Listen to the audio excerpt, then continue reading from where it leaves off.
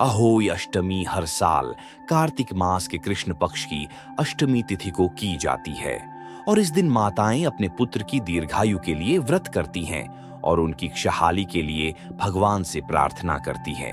करवा चौथ के 4 दिन बाद अहोई अष्टमी की व्रत रखा जाता है और इसमें तारों को अर्घ्य देकर माताएं व्रत खोलती हैं और भगवान का भोग लगाने के साथ अपने बच्चों को भी प्यार से खाना खिलाती है।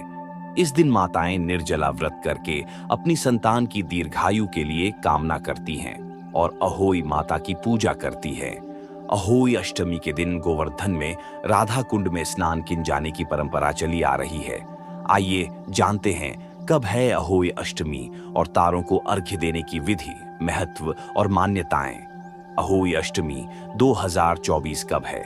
अहोई अष्टमी इस साल 24 अक्टूबर को मनाई जाएगी। अहोई अष्टमी का व्रत माताएं कार्तिक कृष्ण अष्टमी तिथि को रखती हैं और इस साल यह तिथि 24 अक्टूबर को सुबह 1:18 पर शुरू होगी और 25 अक्टूबर को सुबह 1:58 पर खत्म होगी। उदया तिथि की मान्यता के अनुसार अहोई अष्टमी का व्रत 24 अक्टूबर को रखा जाएगा। अहोई अष्टमी की व्रत कथा। एक साहूकार था जिसके 7 बेटे और 7 बहुएं थीं।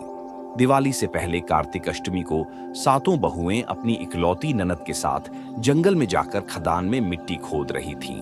वहां स्याहू की मांद थी। मिट्टी खोदते समय ननद के हाथ से स्याहू का बच्चा मर गया। इससे स्याहू माता बहुत नाराज हो गई और बोली, मैं तेरी कोख बांधूंगी। तब ननद अपनी 7 भाभियों से बोली, तुम में से कोई अपनी कोख बंधवा लो। सभी भाभियों ने अपनी कोख बंधवाने से इनकार कर दिया, परंतु छोटी भाभी सोचने लगी कि अगर मैंने अपनी कोख नहीं बंधवाई तो सासू जी नाराज होंगी। यह सोचकर ननद के बदले में छोटी भाभी ने अपनी कोख बंधवा ली। अब इसके बाद उसको जो बच्चा होता वह 7 दिन का होकर मर जाता। एक दिन पंडित को बुलाकर पूछा, मेरी संतान 7वें दिन क्यों मर जाती है?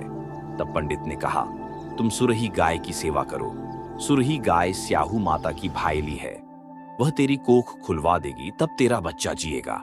अब वह बहुत जल्दी उठकर चुपचाप सुरही गाय के नीचे साफ सफाई कराती। सुरही गाय ने सोचा, रोज उठकर कौन मेरी सेवा कर रहा है, सो आज देखूंगी।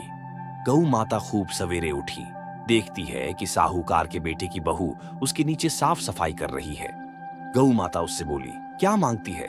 साहूकार की बहू बोली, स्याहू माता तुम्हारी भाईली है और उसने मेरी कोख बांध रखी है, सो मेरी कोख खुलवा दो।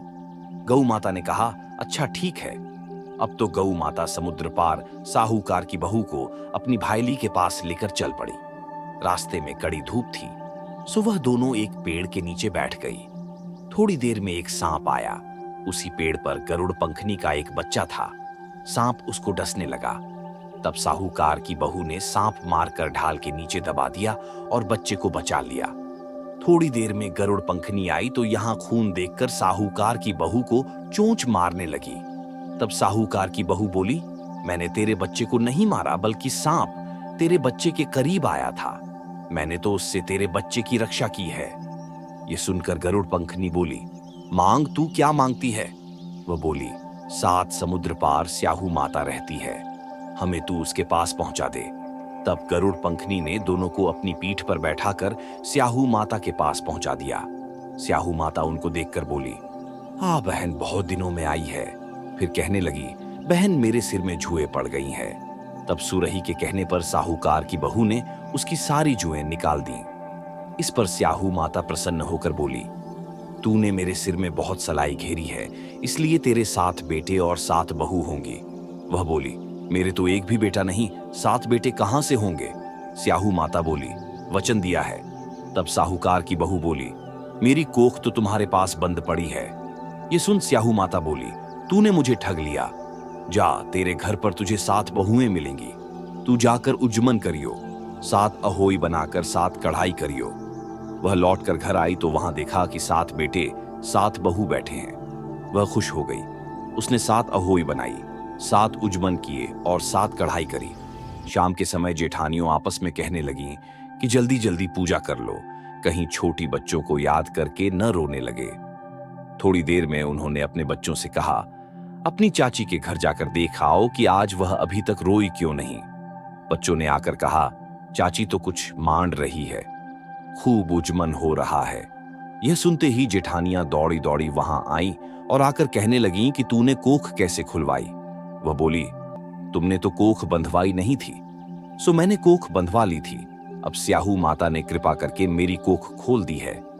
हे स्याहू माता, जिस प्रकार उस साहूकार की बहू की कोख खोली, उसी प्रकार हमारी भी कोख खोलना। एक कटोरी में गेहूं के दाने या फिर हल्दी चावल लेकर कहानी सुने। अहोई अष्टमी पर तारों को देखने का शुभ मुहूर्त। अहोई अष्टमी पर तारों को देखकर अर्घ्य देने का समय शाम को 6:06 से है। इस दिन सूर्यास्त 5:42 पर होगा। माताएं अहोई अष्टमी पर तारों को जल चढ़ाने के बाद पूजा करती हैं और उसके गुड़ के बने पुए से चंद्रमा का भोग लगाकर स्वयं भी उसी से व्रत खोलती है और बच्चों को भी वह पुए प्रसाद के रूप में देती हैं। अहोई अष्टमी व्रत का महत्व। अहोई अष्टमी व्रत का महत्व बहुत ही खास माना गया है। इस व्रत को करने से आपकी संतान खुशहाल होने के साथ ही दीर्घायु भी होती है। हर प्रकार के रोगों से उनकी रक्षा होता है और स्याऊ माता बच्चों का भाग्य बनाती है और उनको हर बुरी नजर से बचाती है। इस व्रत को करने से आपके घर में सुख समृद्धि बढ़ती है और आपके घर में बच्चे करियर में खूब तरक्की करते हैं। यह व्रत सूर्योदय से लेकर सूर्यास्त तक रखा जाता है और बिना अन्न जल ग्रहण तारों को जल अर्पित करने के बाद ही यह व्रत खोला जाता है।